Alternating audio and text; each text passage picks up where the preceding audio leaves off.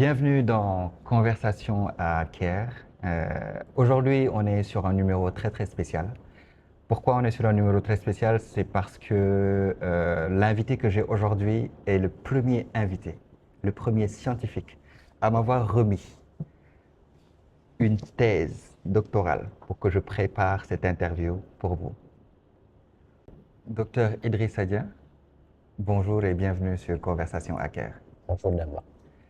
Alors, est-ce que tu peux te présenter un tout petit peu pour ceux qui te connaissent pas? On va dire ton parcours académique, mais avant ton parcours académique, ton parcours scolaire, que les gens puissent un peu avoir une meilleure idée de ton cursus.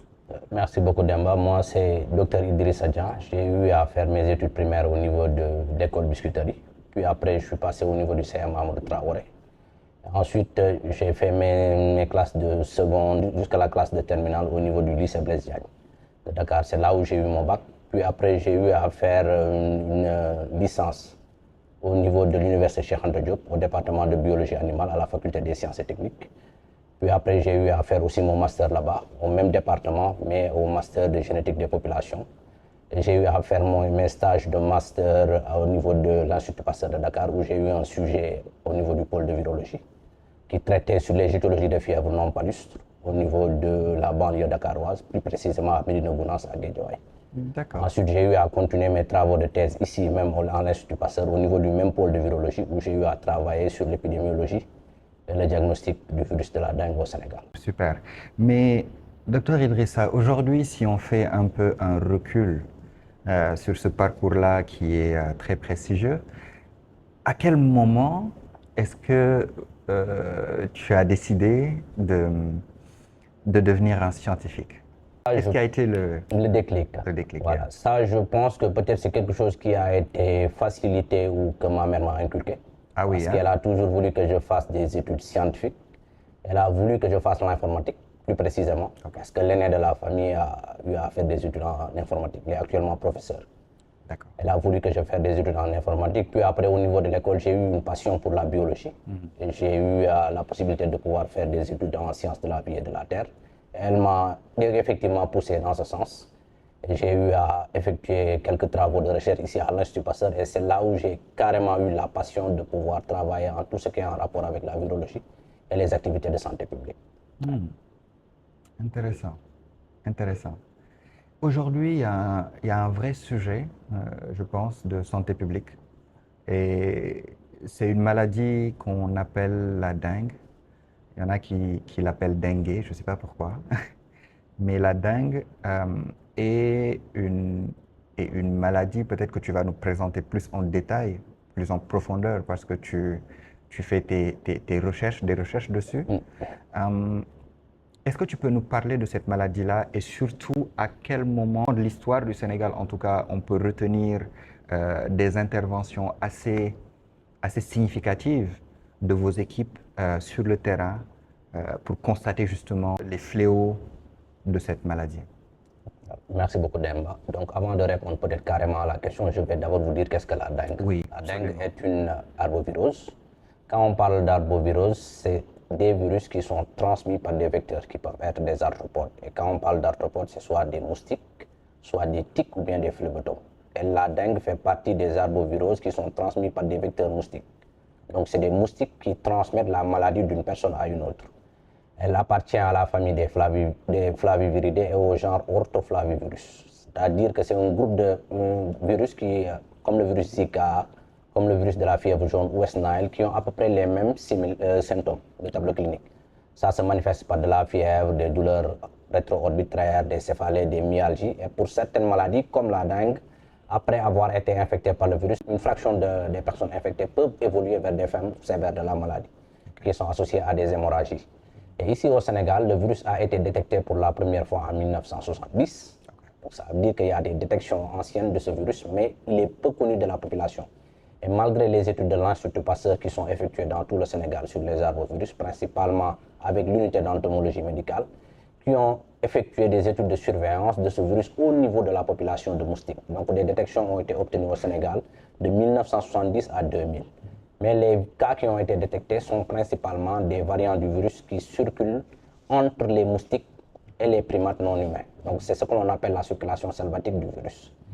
Et maintenant, des années 2000 jusqu'à vers 2015, nous n'avons pas notifié une circulation du virus au niveau du Sénégal. Et de 2015 à maintenant, nous avons notifié qu'il y a une circulation presque annuelle du virus avec la co-circulation de plusieurs variants du virus. Parce que le virus existe en 4 variants qu'on appelle des sérotypes. Donc il y a la dengue 1, dengue 2, dengue 3 et la dengue 4. Mais est-ce que, je vais te couper un peu, hein, est-ce que ces 4 variants-là ont été découverts en même temps ou est-ce qu'il y a eu une découverte progressive de ces La différents détection de ces 4 variants ont été faite de manière progressive. Okay. Et maintenant, la dengue 3, par exemple, elle a été détectée pour la première fois au Sénégal en 2009, avec la première épidémie urbaine qui a touché Dakar et quelques régions du Sénégal. Donc c'est une détection progressive et séquentielle des pathogènes qui ont été effectués au Sénégal, des différents variants du virus. La détection en tant que telle, elle se fait comment concrètement? La détection du virus, pour détecter le virus chez le patient qui est infecté, on peut utiliser plusieurs techniques pour la détection. Il y a ce que l'on appelle des techniques moléculaires qui permettent de détecter les virus au niveau lors de la phase aiguë de la maladie. Et quand on parle de phase aiguë, c'est de la période où on a la présence du virus dans le sang du patient infecté. Et pour ça, le test de choix, c'est des tests moléculaires qui permettent de mettre en évidence la présence ou l'absence du matériel génétique du virus.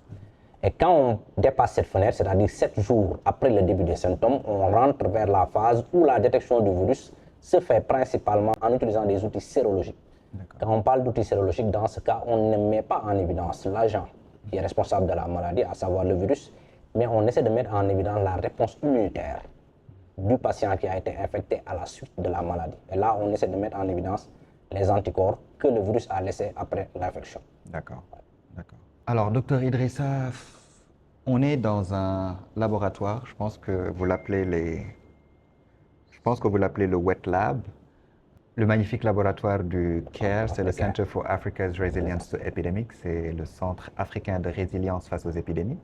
Je ne sais pas trop à quoi peut servir cet objet bizarre. Cet objet bizarre est appelé une pipette. Comme je l'ai dit tantôt, quand on essaie de mettre en évidence la maladie chez les personnes qui présentent des symptômes, on effectue des tests biologiques qui, en fonction de la phase de la maladie, on fait soit des tests moléculaires ou des tests sérologiques.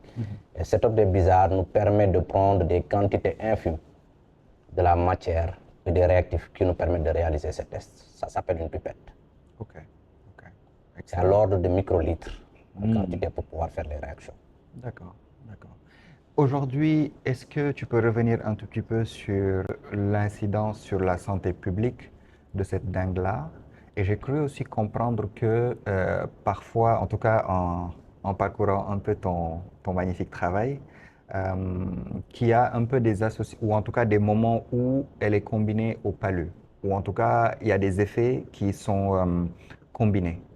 Est-ce que les populations en sont conscientes? Est-ce qu'il y a une réelle incidence peut-être sur les patients en tant que tels qui combinent ces deux, la dengue et le palu en même temps? Comment ça se passe? En réalité, la dengue sur le plan clinique ne peut pas être discriminée au paludisme. Donc une personne qui présente des symptômes cliniques, à savoir la fièvre et les signes que j'ai déjà nommés plus tôt, on ne peut pas le différencier d'une personne qui a le paludisme. Donc le diagnostic biologique est très important parce que c'est le seul élément qui permet de discriminer les gens qui ont le palu des gens qui ont la dengue. Le paludisme est causé par un parasite. De bonne foi, un médecin peut dire que son patient a le palu, alors qu'en réalité, avant de faire les tests, il ne peut pas réellement savoir. Exactement, c'est ça même le problème qui est à l'origine de pourquoi on a effectué ce travail. Ce travail, on l'a effectué parce que l'incidence du paludisme en Afrique a diminué considérablement. Et cependant, on continue à observer un nombre très élevé de patients qui présentent la fièvre et des symptômes évocateurs du paludisme alors qu'ils étaient diagnostiqués négatifs au paludisme. Donc nous nous sommes intéressés à voir en dehors du paludisme quelles sont les autres pathologies, les autres arbovirus, principalement la dengue. Est-ce que la dengue est un agent étiologique de fièvre non palus au Sénégal? Donc c'est ça qui a motivé pourquoi on a choisi ce sujet de travail. Donc cliniquement, on ne peut pas discriminer une infection à la dengue d'une infection au paludisme. Donc ce que tu as dit tantôt est très important parce que le paludisme est endémique au Sénégal et en Afrique, dans la plupart des pays. Et à cela s'ajoute une autre couche d'une circulation du virus de la dengue. Donc les deux pathogènes peuvent bel et bien coexister et circuler dans la population, d'où la nécessité d'avoir des outils qui nous permettent de diagnostiquer spécifiquement une infection de la dengue d'une infection causée au paludisme. Pour le palu, ce n'est pas un problème parce qu'il y a des tests de diagnostic rapide qui sont utilisés. Et en 10 minutes, tu peux savoir si une personne a le palu ou pas. Maintenant, en dehors du paludisme, si on exclut le palu, on essaie de voir quelles sont les autres pathologies qui sont associées au cas de fièvre, principalement les cas de dengue dans ces cas. Écoute, je pense que tu as parlé tantôt de diagnostic qui est peut-être déterminant pour pouvoir faire un peu ce distinguo-là. Je vais en profiter pour dire bonjour à mon ami Cheikh Tidiane Diagne de Diatropics qui est déjà passé sur Conversation Hacker et qui, je pense, fait un travail phénoménal avec ses équipes sur cette partie-là du diagnostic ou cette partie de votre travail. Diagnostic et diversité génétique des flavivirus émergents et réémergents au Sénégal, exemple du virus de la dengue. Je pense que c'est ton sujet de thèse. Effectivement. Et je vois ici le professeur titulaire, M. Pape Mbaké Semben, les rapporteurs, M. Pierre Roch, M. Tofen Diom et M. Malik Fall, qui sont respectivement directeurs de recherche, professeurs assimilés, les deux, et également M. Omar Faye, M. Moussa Moïse Diagne, qui est aussi passé sur Conversation Hacker, Mme Valérie Caro, également le directeur de thèse, un autre scientifique qui est aussi passé sur Conversation Hacker et qui est M. Amadou Al-Fassal, qui a été ton directeur de recherche. Juste un mot sur une des personnalités qui ont un peu assisté ce travail-là. Je pense que toutes les personnes que vous venez de citer ont joué un rôle important à mes débuts dans la science, à la réalisation de ces travaux de thèse, de mon master et à d'autres. Je pense que j'ai eu à être intégré et pris au niveau de l'Institut Pasteur de Dakar lorsque Dr Amadou Al-Fassal a été le responsable du pôle de virologie. Donc j'ai fait l'entretien avec lui. Okay. C'est lui qui m'a permis de faire mes travaux de master au niveau du pôle de virologie et c'est lui après qui m'a proposé est-ce que je voudrais continuer à faire une thèse avec lui. Donc ce que j'ai accepté volontiers parce que j'ai eu l'opportunité de côtoyer, de travailler avec un éminent scientifique qui est Dr Amadou Al-Fassal. Donc je le salue de passage pour tout ce qu'il a fait pour m'aider à pouvoir faire mes travaux de recherche et avoir cru aussi en moi et m'avoir donné l'opportunité de progresser dans la recherche. Mais toutes les personnes que vous venez de lister ont joué un rôle très important et je ne les féliciterai jamais davantage. Super, super. Quand on prend le sujet de la dengue, je pense que c'est un réel sujet de santé publique. Aujourd'hui, quel est ton sentiment par rapport aux efforts des autorités face à ce fléau qui a besoin d'être, je pense, mieux connu? Parce que très honnêtement, je ne connaissais pas la dengue jusqu'à il n'y a pas longtemps. Et s'il y a une maladie qui touche les populations et qui n'est pas assez connue, je pense que c'est un réel problème. Il faut que les gens puissent être conscients de l'existence d'une maladie pour pouvoir s'en prémunir. Aujourd'hui, de manière peut-être au-delà du sujet on va dire de l'éducation des populations comme moi, de l'information sur ce sujet de santé publique, est-ce que tu peux nous dire concrètement quels sont les moyens de se prémunir pour le citoyen lambda de cette dengue-là? Merci beaucoup Demba pour ta question. Je pense que comme tu l'as dit, l'élément qui fait que la dengue n'est pas très bien connue de l'Afrique, c'est que les gens ne sont pas conscients de l'existence de la maladie et que potentiellement, il peut causer les mêmes symptômes que le paludisme. D'habitude, les gens se disent que par exemple tout cas de fièvre est synonyme de paludisme. Et les tests de diagnostic rapide que j'ai cités tantôt ont permis de montrer que le paludisme était l'arbre qui cachait la forêt. Donc il y a beaucoup de cas de fièvre non associés au paludisme et qui sont potentiellement associés à des arbovirus, à savoir la dengue, Zika, chikungunya et d'autres pathologies. Maintenant, ici au niveau du Sénégal, il y a un système de surveillance qui est très robuste et huilé, qui est appelé le réseau 4S, qui maille tout le territoire du Sénégal. Dans chaque région du pays, il y a au moins ce que l'on appelle un site sentinelle.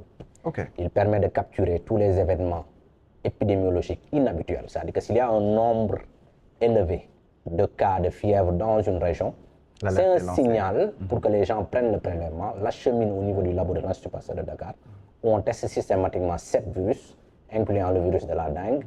Et là, ça nous permet de faire une surveillance. Et la surveillance elle est très importante parce que les gens ont l'habitude de dire que la surveillance reflète l'intensité de la prévalence d'une maladie. Si tu ne surveilles pas une pathologie, tu ne peux pas dire qu'elle est absente dans une communauté. L'Institut Pasteur de Dakar travaille en collaboration avec le ministère de la Santé, où l'Institut Pasteur de Dakar sert de bras armé sur l'aspect technique du diagnostic, pour lequel on a une expérience de plus de 50 ans. Donc on les aide dans la surveillance. Donc c'est une approche combinée que l'on utilise pour pouvoir répondre au mieux à cette maladie et pouvoir réduire le plus que possible le poids de cette maladie en santé publique. Donc pour travailler contre la maladie, on doit avoir une synergie de plusieurs approches. Absolument.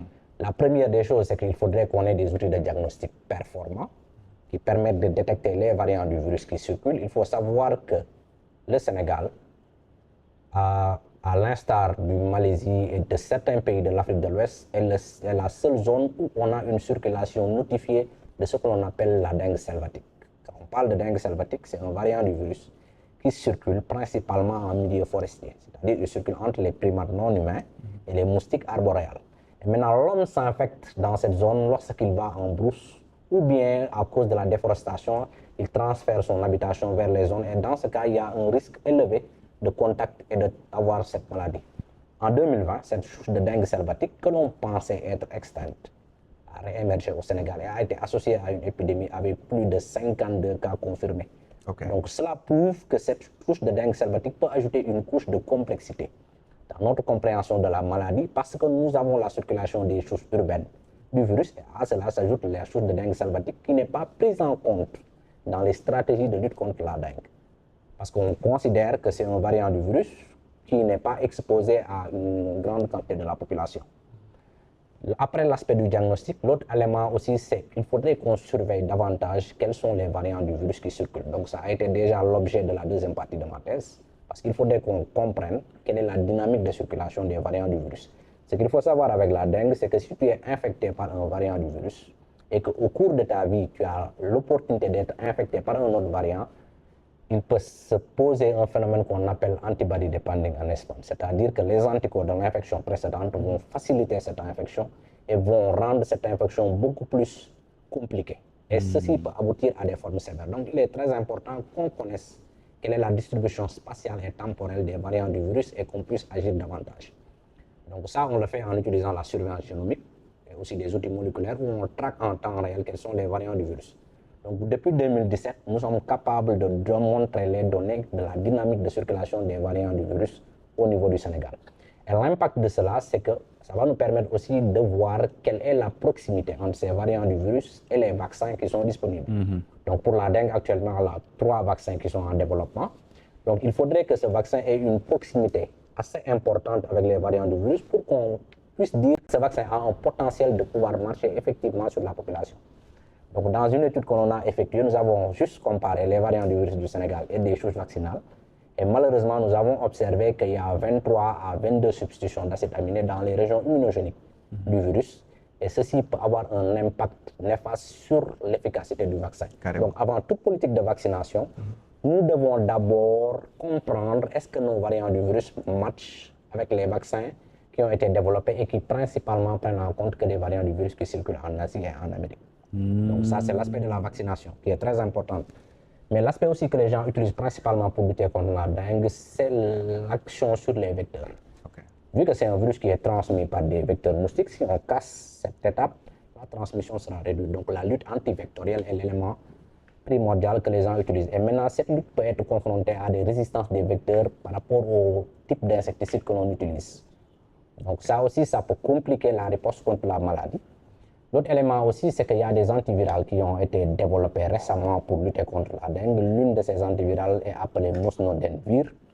Et une étude a montré que cet antiviral présente, certaines souches présentent des résistances par rapport à cet antiviral, des réductions jusqu'à 1000 fois de l'efficacité de ces antivirales. Et à cause de cette émergence de variants qui résistent, nous avons mis en place aussi un outil qui nous permet de surveiller en temps réel est-ce que les souches du virus qui circulent présentent ces mutations.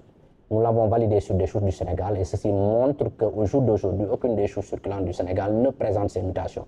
Donc cet antiviral peut être intégré dans la thérapie de lutte potentiellement contre le virus de la dengue. Et aussi un élément très important, c'est l'engagement communautaire.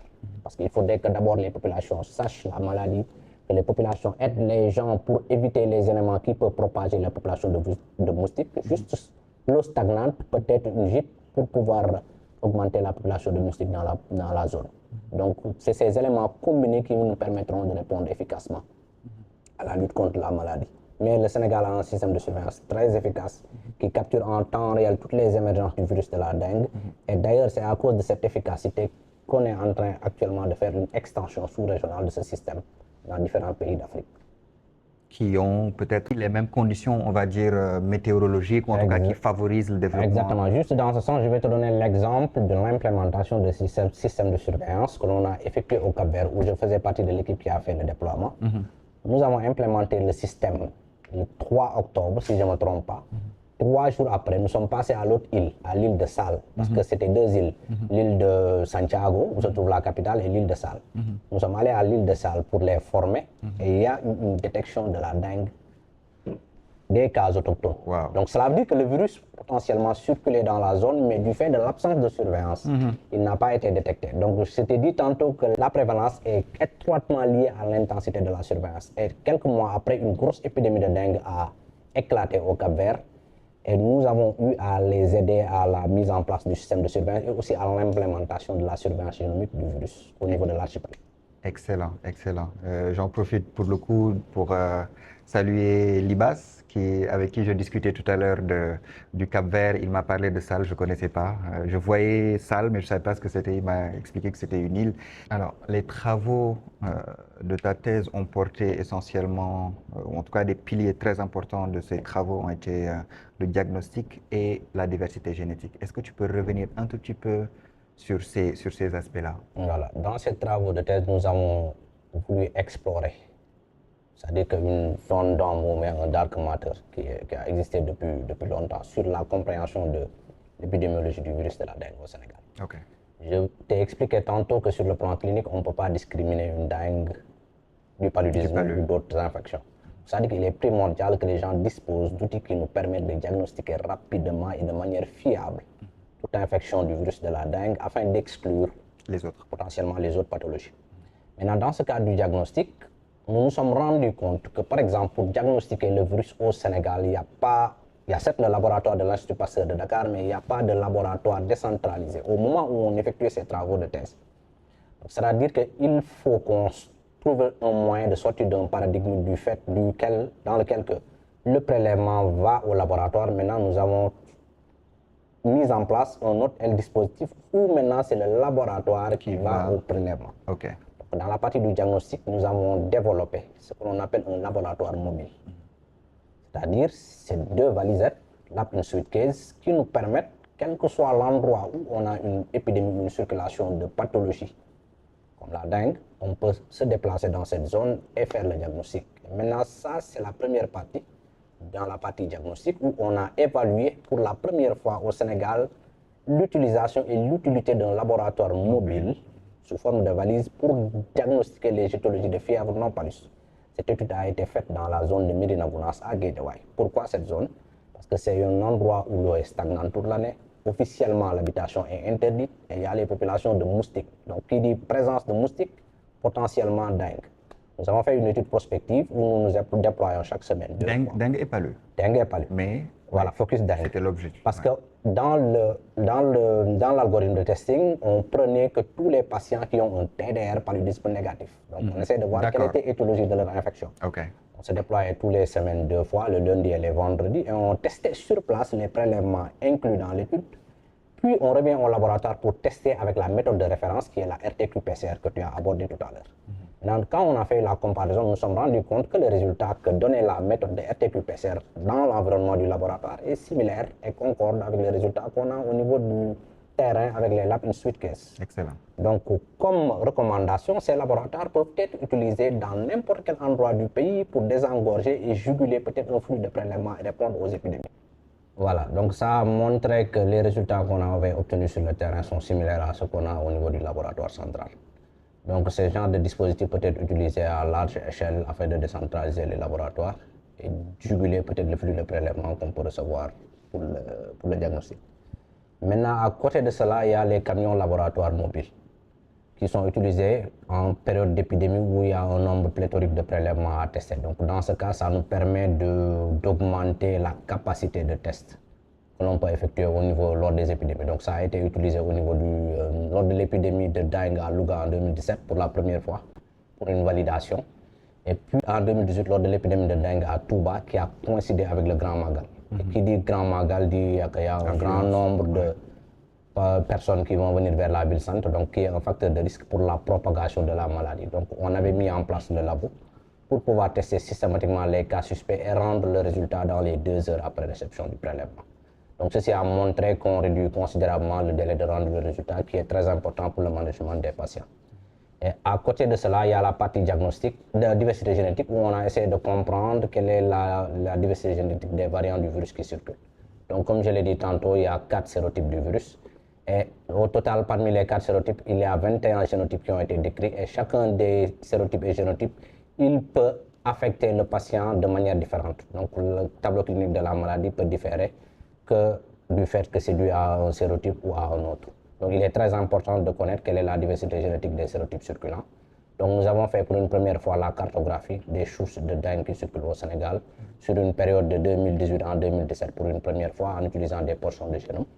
Puis après, avec l'avènement des technologies de séquençage à haut débit, nous avons généré pour la première fois les premiers génomes complets du virus de la dengue au Sénégal localement. Et ceci nous a permis d'identifier que, par exemple, il y a 3 sérotypes qui co-circulent au Sénégal.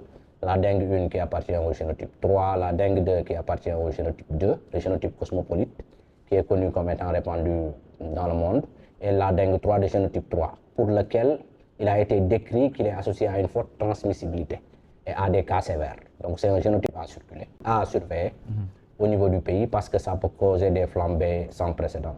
Maintenant aussi, lors de notre étude, nous avons identifié pour la première fois depuis 2000 la réémergence de la dengue salvatique, le variant de la dengue 2 salvatique, qui est confiné et circule entre les primates non humains et les moustiques arboréales. Donc il a réémergé au sud du Sénégal et a causé une grosse épidémie dans la région de Kédougou, et un cas a été détecté aussi dans la région de Kolda. Donc peut-être ce qui expliquerait l'émergence dans cette zone, c'est que cette zone est proche du parc de Nyokolokoba, où on sait que ces populations de singes réservoirs du virus sont présentes. Donc peut-être il y a un contact entre les humains et les singes qui a fait que le virus a réémergé. Et les analyses phylogénétiques et phylogéographiques effectuées montrent qu'il y a une circulation cryptique de ce virus depuis 2004. Donc une approche One Health dans cette zone serait très importante pour avoir une compréhension de l'épidémiologie du virus. Donc on a aussi essayé de regarder quel est le niveau de mismatch entre les vaccins qui sont utilisés pour la dengue et les souches circulantes. Donc ce qu'on a observé, c'est que pour les variants du virus qui circulent au Sénégal, il y a des mésappareillements entre le vaccin et les souches locales. Donc potentiellement, avant d'entamer toute politique de vaccination au Sénégal, il faudrait qu'on fasse des études pour voir est-ce que ces vaccins vont donner l'efficacité attendue ou pas. Et pourquoi pas aller vers le design de vaccins qui prend en compte le contexte local. Excellent, excellent. Et aujourd'hui, est-ce que tu peux nous parler de DRUG, qui est Dengue Virus Resistance Understanding via Genomics? Yes. DRUG, c'est une plateforme que l'on a mise en place à la suite de la notification d'une réémergence de variants de dengue 2 qui sont résistantes à une première molécule qui a des stades avancés d'essais cliniques pour pouvoir traiter le virus de la dengue. La molécule s'appelle mosnodenvir. Donc il a l'efficacité de réduire aussi bien in vitro qu'in vivo la charge virale que les patients infectés ont. Donc c'était une molécule prometteur, mais récemment dans les régions du Pacifique, nous avons observé la réémergence de variants de dengue 2 qui présentent des mutations au niveau de la NS4B, le gène NS4B, et ces mutations sont associées à une diminution de 1000 fois de l'efficacité de la molécule. Donc face à ce fléau, nous nous sommes dit que nous va mettre en place une plateforme qui va nous permettre de surveiller en temps réel tous les variants du virus que l'on a au Sénégal ou dans le monde. Il suffit juste d'avoir la séquence, et quand tu mets dans la plateforme, il te dira est-ce que cette séquence présente la mutation associée à la résistance ou pas. Mais heureusement, au jour d'aujourd'hui, aucune des souches du Sénégal que l'on a testées avec la plateforme ne présente la résistance associée à la mosnodenvir. Donc il pourrait être utilisé dans l'approche intégrée que j'avais énumérée tantôt pour répondre efficacement à la dengue et réduire considérablement son poids en santé publique. Très très clair. Ceci met fin à ce numéro de Conversation Hacker. On vous donne rendez-vous très bientôt. Restez connectés. Et encore une fois, merci à notre invité du jour. À très bientôt.